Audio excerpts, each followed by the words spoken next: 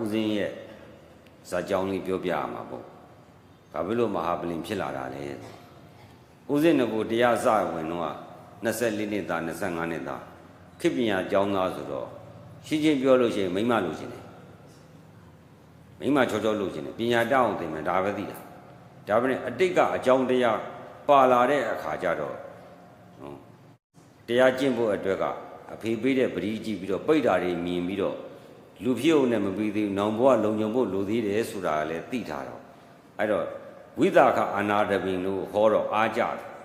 အပေတကားပိတ်နတ်ပြည်မှာနေစည်းစိမ်ခံစားတရားပြီးတဲ့ဘဝနိဗ္ဗာန်ကိုရပါစေတည်းဆိုဦးဇင်းကပါးစပ်ပိတ်ထားတယ်ရမယ်လို့မတောင်းဘူးနိဗ္ဗာန်လည်းမသိကိုလည်းနားမလည်ဘူးအဲ့တော့ဝိသခအာနာတပင်လို့တော့သောတာပန်ဖြစ်ခြင်းတယ်အပေတကားလည်းပိတ်ခြင်းတယ်အဲ့တော့လူပြည်ကလူဘဝငါသိခံမယ်ဒီတမက်တဖို့ငါမရရအောင်ကျင့်မယ်ဆိုတဲ့ဆုံးဖြတ်ချက်ကိုအပိုင်ဆုံးဖြတ်ထားတယ်ဒါပဲနဲ့ကျင့်စဉ်လမ်းကြောင်းတွေဟာကိုထင်တယ်လို့ထွက်ရမပေါက်ဘူးမပေါက်တော့လေတိုက်တာတော့မှအသာလေးကော့ပေးရတယ်လေတိုက်တာတိမ်မတိုက်မခံနိုင်တော့ဘူးအောက်မှာလည်းတန်ခါကြီးတွေနဲ့ပေါက်ပြီးတော့ထွက်နေပြီခြေထောက်တွေကလည်းအမှုန့်ကြည့်လို့ရတယ်ဂျွတ်တက်လာတာတရားလမ်းကြောင်းကလည်းထွက်လို့မပေါက်ဘူးဒါတွေကဥစဉ်အကျယ်ပြန့်ခေါ်ချင်ပါတယ်အယူကြီးလိုပဲလင်္ကာယူမရရာယူအုပ်စယူကြီးလိုဖြစ်နေတရားမရလို့နောက်ဆုံးတော့ကိုလိုချင်တာတွေကိုကိုလိုချင်တဲ့လမ်းကြောင်းပေါ်မရောက်တော့ကိုယ့်ဘက်ကိုအပြည့်ရှာနောက်ဆုံးတော့ဘာဖြစ်လာလဲဒီစိတ်ကလူပြန်ထွက်ချင်ထွက်လမ်းမရှိတော့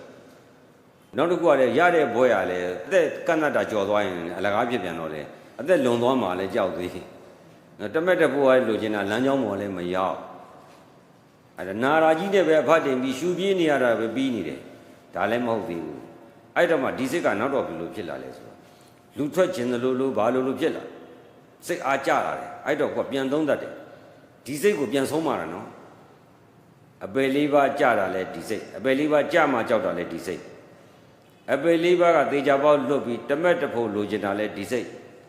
တမက်တဖို့ရပြီးနတ်ပြည်မှာနတ်သမီးနဲ့ပြောချင်တာလဲဒီစိတ်တရားရှာချင်တာလဲဒီစိတ်အခုပြန်ထွက်ချင်တာဒီစိတ်ကဲမင်းဝေဒနာလဲကြောက်တယ်ဝေဒနာလဲတက်တယ်လေမခံနိုင်တော့ဘူးအဲ့တော့ဝေဒနာတွားတွေ့တော့လဲဝေဒနာကြောက်တာလဲဒီစိတ်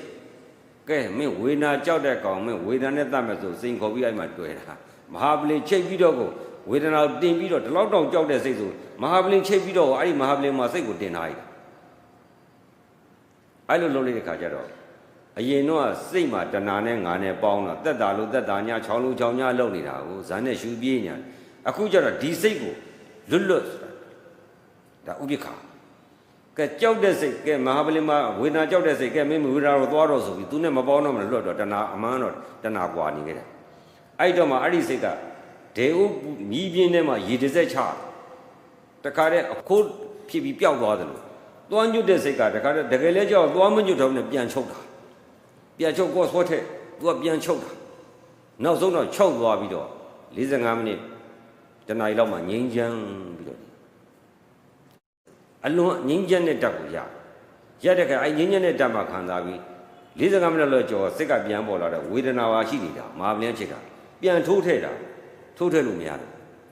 လေကင်ထည့်အရင်တော့ဝေဒနာကိုသွားကြည့်ရင်နားတယ်မခံနိုင်ဘူးသိတယ်နားတယ်မခံနိုင်ဘူးပြန်ထည့်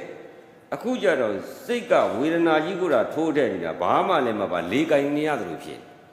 အဲ့တော့မှဒီကငြိမ်းချမ်းနေတဲ့ဓာတ်ကတခြားအောက်ကဖောက်ပြန်နေတာကတခြားဖြုတ်တာတော့နိုင်ဝဲလောက်ဖြုတ်ယူရတယ်စနစ်မကြဘဲနဲ့နေလန်းကလည်းကိုထရံကိုလှုပ်ထားလို့အခုကြတော့အဲ့ဒါ